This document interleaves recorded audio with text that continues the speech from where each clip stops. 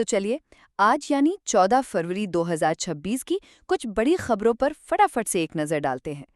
ये विश्लेषण आपको बताएगा कि बांग्लादेश की राजनीति, भारत के श्रम सुधार और वैश्विक यात्रा में क्या कुछ चल रहा है।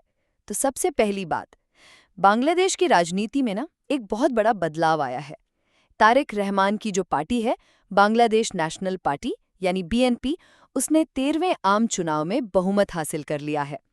अब इसका मतलब ये है कि दक्षिण एशिया की पॉलिटिक्स में समीकरण बदल सकते हैं और हाँ, भारत के साथ रिश्तों पर भी इसका असर देखने को मिल सकता है।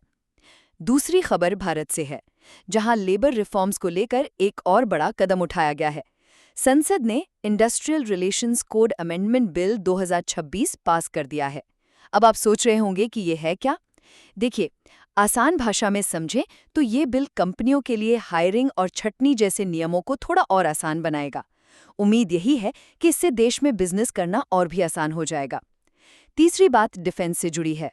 इंडियन एयरफोर्स और रॉयल थाई एयरफोर्स ने हिंद महासागर में एक इन सिटू एक्सरसाइज की है। अब ये इन सिटू क्या होता है? इसका मतलब है कि ये अभ्यास अपने अपने मिलिट्री बेस से ही किया गया। सैनिकों की कोई बड़ी मूवमेंट नहीं हुई। ये दिखाता है कि कैसे कम खर्च में भी क्षेत्रीय सहयोग को मजबूत किया जा सकता है। और आखिर में घूमने फिरने वालों के लिए एक अच्छी खबर है।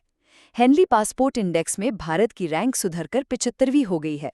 इसका सीधा सा मतलब है कि अब हम भारतीय लोग 56 देशों में बिना वीजा के ट्रैवल कर सकते हैं। है ना कमाल की बात? तो कुल मिलाकर आज की खबरें दक्षिण एशिया की राजनीति, भारत के आर्थिक सुधार और बढ़ते वैश्विक प्रभाव के बारे में थी।